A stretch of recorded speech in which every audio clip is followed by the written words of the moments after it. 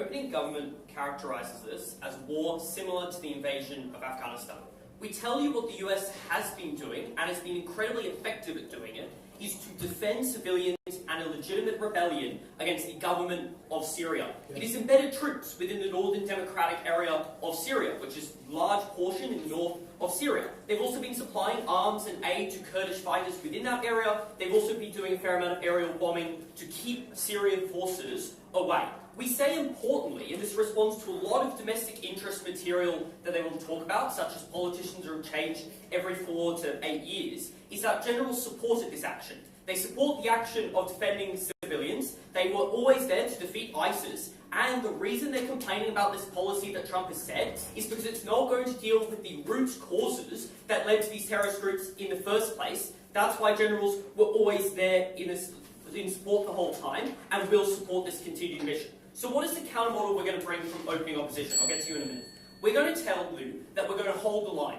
The American forces are going to ensure that the Northern Democratic, Republic of Syria is going to remain as it is. We tell you that this area is highly autonomous. It is a rebellious group that has its own constitution, its own form of government. It has its own resources to manage, and it has its own military. We stand for defending this area and protecting innocents there, because we do agree with opening government.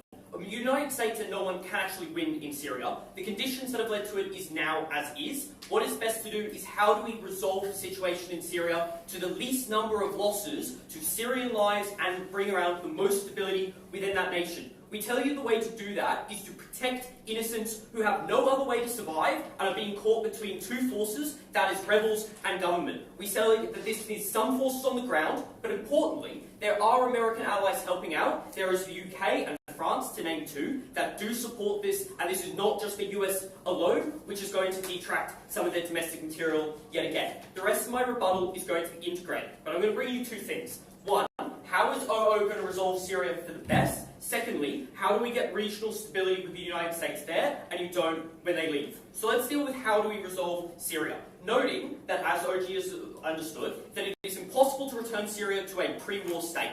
This is a condition as is right now. The question in this debate is how do we save people? So we tell you that Assad is inherently a bad actor. He is one that is going to want revenge. He is going to want to reclaim land. He is going to want to suppress rebellions permanently. The way he does that is an incredibly bloody war to reclaim land that shows no mercy to any rebels. We say that is what is important is that the United States can end the violence. They can protect the Syrian citizens and militia forces within this area. They are able to keep Syria out by creating an impasse. That is, Syria knows it cannot match United States military force if it wants to push in. It also does not, it is not going to be able to respond to UN comments when the US says we're here to defend people and Syria wants to actively attack that. We say that this is important because this stops revenge and reprisals that is going to come from the Syrian government, who is going to want to give no immunities. It's not going to want any quarter to anyone here, and is going to want to kill them as much as possible. But further, this idea of protection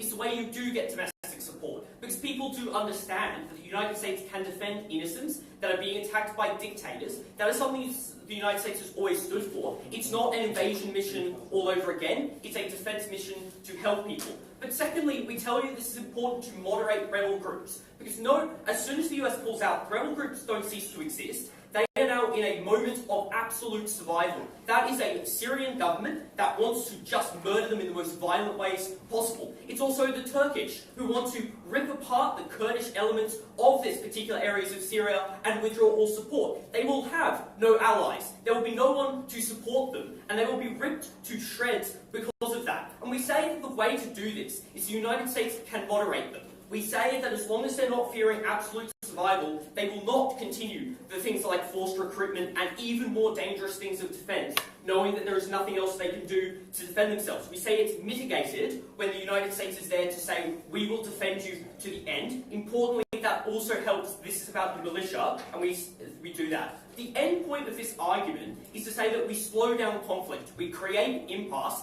and create conditions for negotiation to occur. Their side is basically, let's have a bloody 5 years as the dictator reclaims control, and then he can just pass whatever legislation he wants because he's going to be terrified of a secondary rebellion to emerge, and he is going to want to ensure that this never happens again. We tell you we create an impasse that leads to normalcy. But lastly, we tell you that the United States can negotiate between regional groups. With Turkey, that's an ally and you can make concessions to keep them on side rather than attacking Kurds that are undefended. With Iran, you keep them away with fear because they do not want to engage with the United States. Lastly, Russia, you can negotiate as a great power to a great power, and they are willing to keep Syria in check because they don't want it to hurt their Russian name. We say, under their side, Russia has no incentive to hold Syria back, and in fact can't, because al-Assad will want to do as much damage as he can to these groups. I'll take one from opening.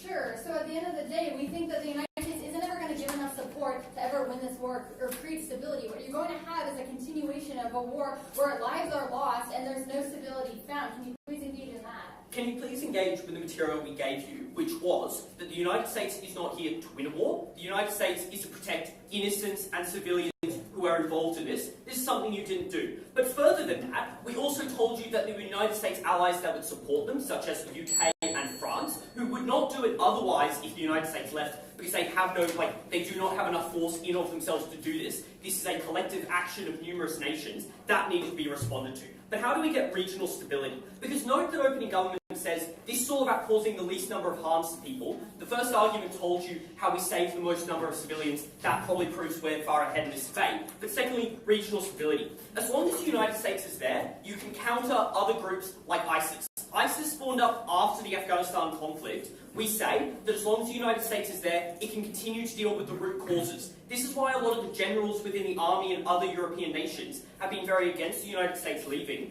That is, it's no longer going to be around to train new troops to ensure terrorist groups don't emerge, and it's not going to be there to end them if they do emerge, because it's too far away. So we say, firstly, that's better for people in the Middle East, because you're able to end these threats permanently and restore governmental control. But secondly, you do protect domestic interests. Their side, you don't change the calculus, which is always feared of people from the Middle East, because they might always be terrorists. Our side is to say that you do end the root causes, and there's a mechanism in which you resolve that. That is continued United States support there, and you deny them the power to launch attacks on home territory.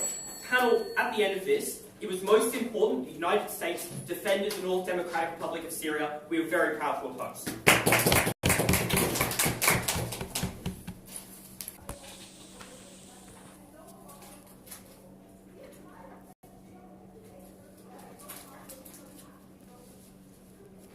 Given the status quo, it is generally accepted in this debate that Assad will most probably stay in charge of Syria at the end of the day.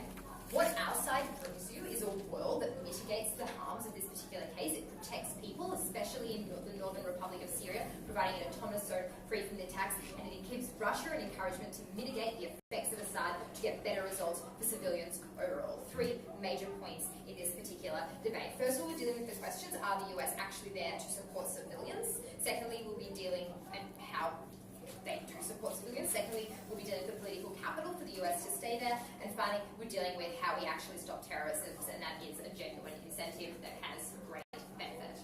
So first of all, let's deal with the question about whether the US are actually in Syria to support particular civilians.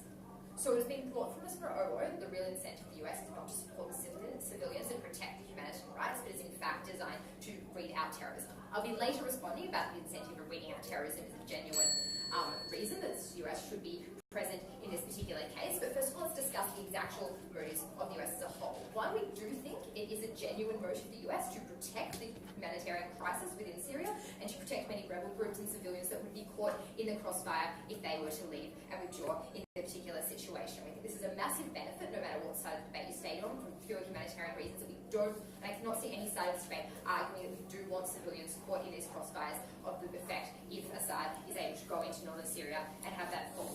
But secondly, even if it's not the US's most pure and true motive, the effect of their presence there is a very effective way of actually protecting the citizens in the first place. And how does it do that?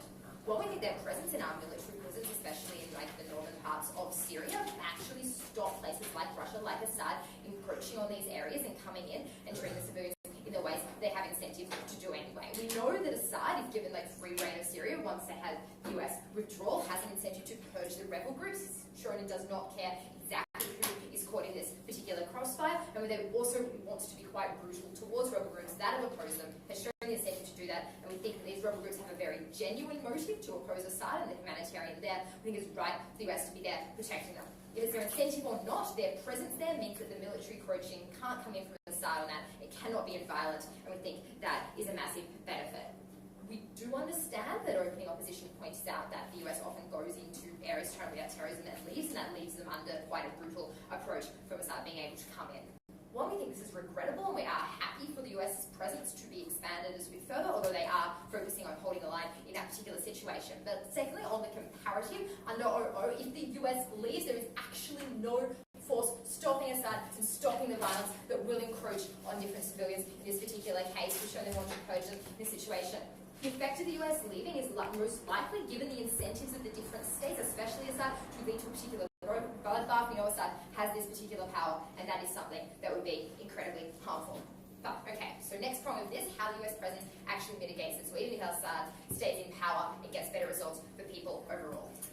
I think Assad overall, has not coming in because of the current US presence there, but also the US is able to be quite a mitigating factor and actually lead to different negotiations and get to rights. It's already been pointed out by the government side that Russia, for instance, does not want to fight with the US in these particular battles, and their superpowers do tend to have motives to arrange not to directly attack each other.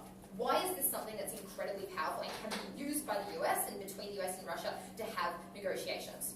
Well, we think that Russia's own incentives are quite strong not to attack the US. They don't want to deploy their own people on a particular battle in Syria either or, and this is seen by particular motives. Therefore, Russia itself has, as long as the US is there, has a very strong incentive to actually rein in Assad and to make sure they lose better humanitarian outcomes in this particular situation. They have a motive to not challenge the US directly and fall under these particular situations, as I think both the US and it's clear that the US and Russia do not want to be fighting each other in this particular conflict.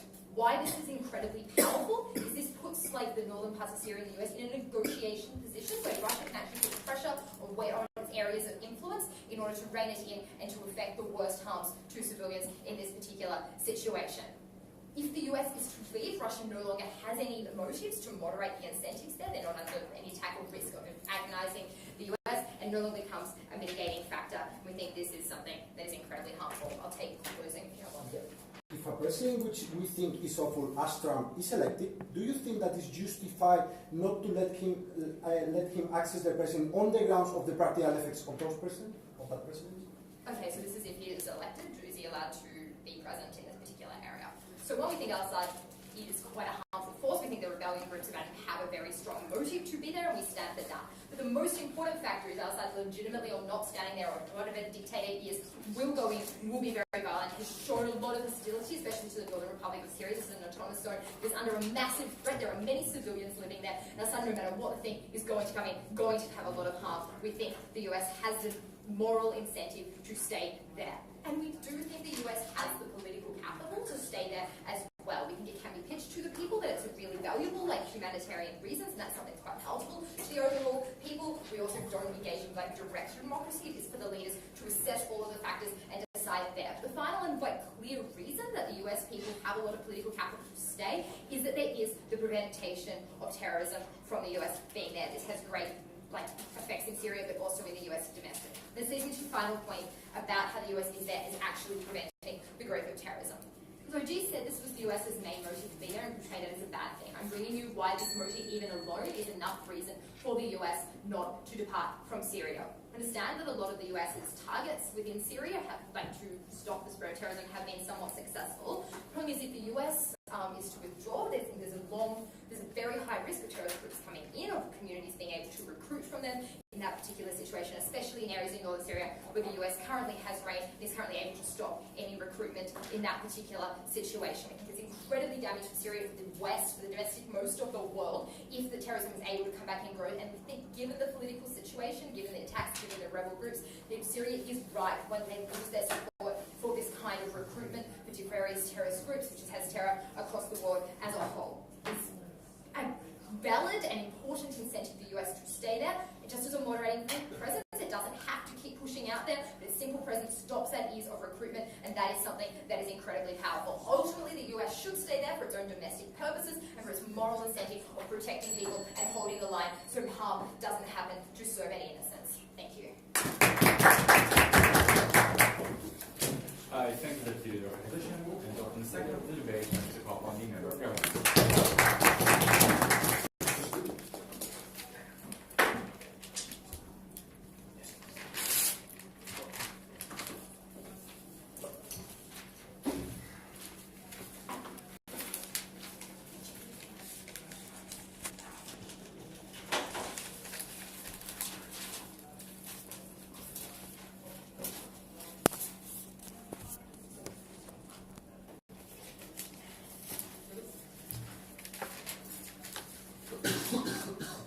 So first some mitigation, and then a lot of arguments which I'll promise they were but integrated, and I'll flag them when necessary. First, mitigation. The whole case of OO is basically that this will be effective, the presence of the US, in solving many problems. Terrorism, ISIS, Assad, whatever. Three mitigations here.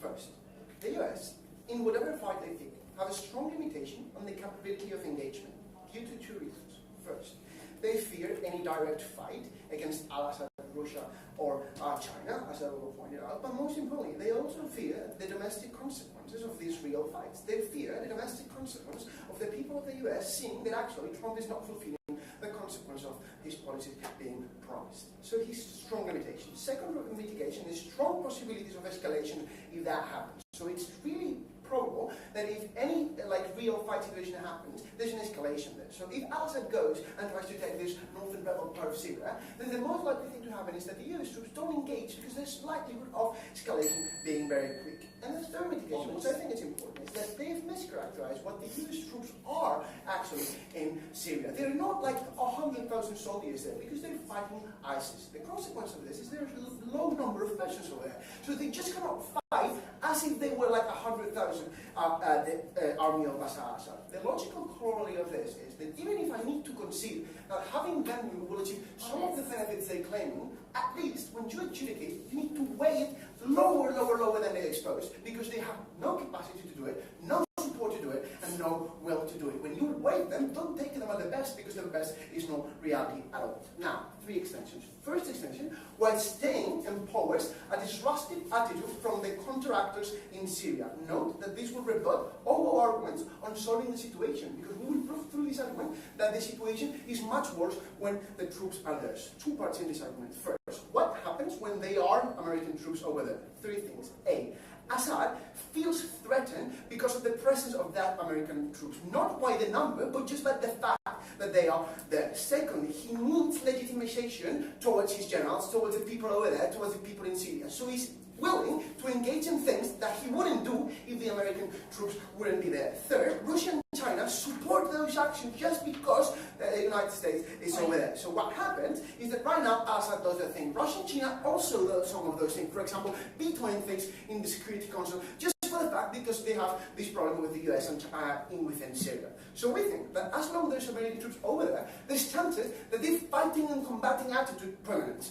What happens, second part of the argument, when the US troops leave? Three things. First, Assad don't feel as threatened by the presence of the United States. Second thing, he don't want to keep looking as the devil of the world, because now there's no reason at all to do that because he's already won the war. But the last and most important thing, it is far more likely that Russia and China will control him, because now there's no reason for him to do the bad actions that they're doing. Note the difference. If we disengage now, there's more likelihood of China and Russia of controlling him because they're so tied together. But in 10 years, if we disengage in 10 years, there's likelihood that they're not as close. It is so important to do it right now because now they have the possibility to control. If they go out, Russia and China will have so much more incentives to control him.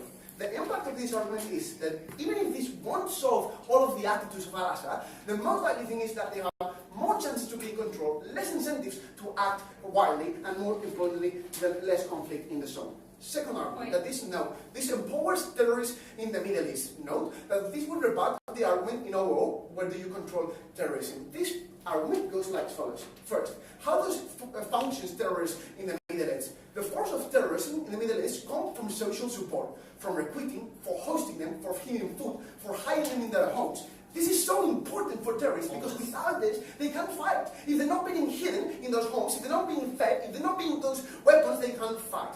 What happens when the Iranian troops are there? That they have the narrative of fear, that you need to join us, that you need to support it because there's fear. Not only the narrative of imperialism, which also is there, but the narrative, the fear of you need to support us or the city will go down, or the city will be taken by the Americans. Even if the troops are low, which I always recognize, the narrative is still there because they can claim that they are defending the people. How does this change? Whenever they abandon, the people will start to see that there's no such thing as a fear.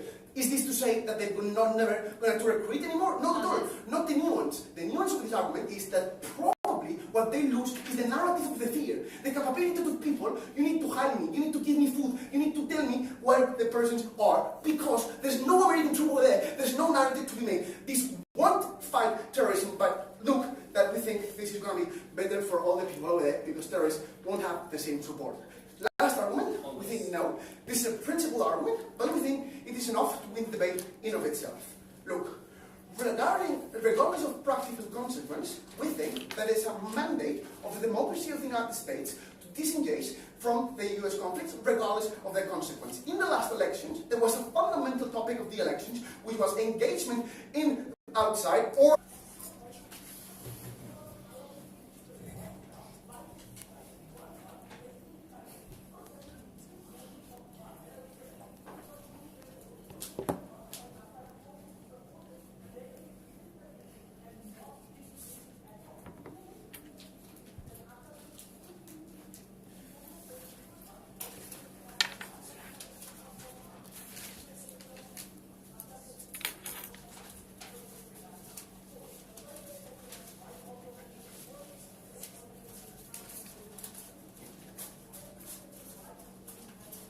let's start going to the rebuttal that closing opposition goes under extension, which was just in the democratic point, the other points were never rebutted.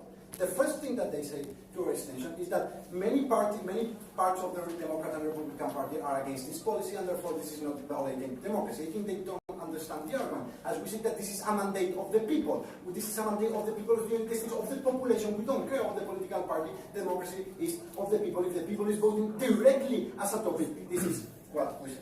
Second thing that I say is that this could be a long mandate and not a short-term mandate. We can retire and disengage in other points. I think that they do not understand the argument. We say that in the last election, Trump won because of this, because he put as the slogan America first. That means no immigration, that means no going outside, no Afghanistan, no Syria. That means that unlike other elections, in this election we can say that this is a mandate to these 4 years to Trump in order to disengage from Syria, to disengage from Afghanistan, and to don't enable immigration. So therefore, this is not a long-term mandate, but a short-term mandate. No.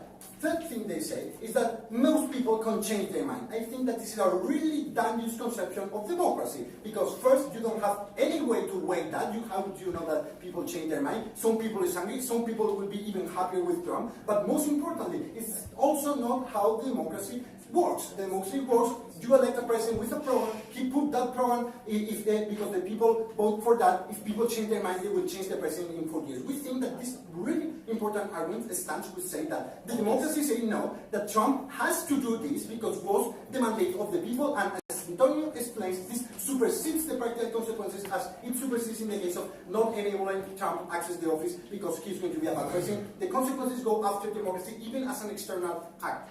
Now, going through the extension, the first thing they say was that ISIS will recover and that all the terrorism will go even stronger. 2 rebuttals here. Feel this is completely no reality. It's like factually wrong. There is 0 areas under control of ISIS in Syria. And the United States right now are not fighting them actively because they don't have border with ISIS. There is no territory with ISIS, therefore those troops in Syria are not engaging with the ISIS. This is not true, but even if this is not true, second rebuttal is also enough to put this argument that Assad plus Russia have much more power than this enough to put down ISIS. You have all the strength of Russia and Assad, which have the entire control of the country to prevent ISIS to grow. I think that they are completely strong, but even if they are not, the ISIS is completely helpless if Russia and Assad act as them. I think this is really, really unlikely this extension to happen.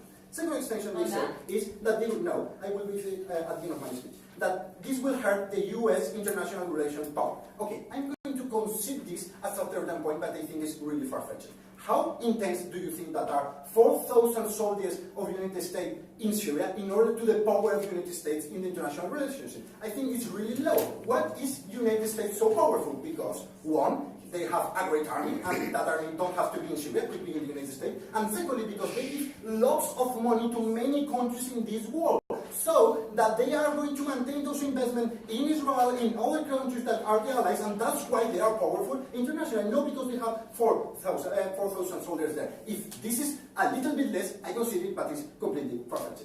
So, in the comparative with this, we think that in the comparative with closing up, at the best, they can say that the United States is a little bit less strong in international policy. First, they never explain why the influence of the United States is so good. But secondly, we think that is far-fetched, that is a really low amount.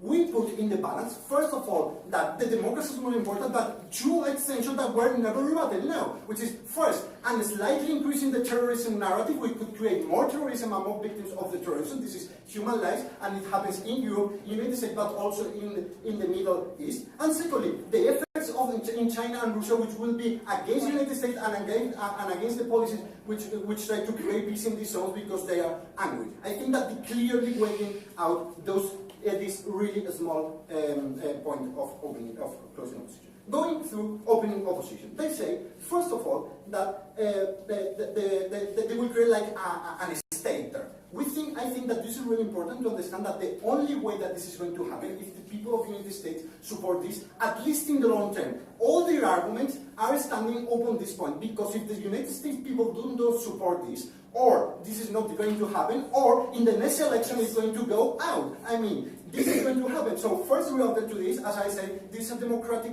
mandate in order to do on this. But secondly, even more important, even if there is not such an unpopularity of maintaining this country cannot be maintained in the long term, because as it was pointed out before in this debate, the United States government changes all the time, and the people of the United States change their opinion all the time. What does it mean? That in Vietnam after 25 years, in Iraq after 20 years, in Afghanistan after 15 years, the people change their mind and say, I don't want to stay here. Why is this important? Because they are creating an artificial state with no support of the international community, which is going against the will of Russia, against the will of China, and which will never go through the United Nations. No. So they will be, at the last, at 20 years and 30 years, they will disappear. And when they disappear, all the consequences that I are claiming will happen the same or even worse. Because, as Antonio explained, now Russia and China have an interest in maintaining the accountability on Assad. As everyone sees that China, Russia, and Assad are really tight, and therefore they want to control in order to don't have a bad image. In 20 years, when they regard the control, they will do even a worse thing. Yes, now you. You said there were 4,000 men in Syria and many more in the US. Isn't the threat of these 4,000 troops and more that could come over enough to deter al-Assad from getting revenge and killing civilians in this area? As I just explained, no, but more importantly, in 4, 5, 20 years, you will have to leave, because this is an artificial country which at any point will disappear, and therefore the al-Assad forces go in and will do the exact things that they do, but even worse, because we will not have such an extreme positions to make negotiations, and China and Russia will not be able to control them. So in the waiting with opening opposition, we say that first, democracy goes first once again, never rebutted, but secondly, even a second waiting with them, there is a small impact in this of the House that is really impossible that this country happens. Never in the history we have created a country which lasts forever there, because it is not going to work. At the end of the day, this is going to disappear, so it's an impact which is really, really impossible. In your side of the House, we have smaller impacts, which is the terrorism and the bad effects of China and Russia, but are much more real. We know for sure that they are happening because they are happening right now, so we are waiting there because of the plausibility of our arguments. Because of the reasons, we think that closing of the government is taking the end. I think we go in quick and pick up on the opposition.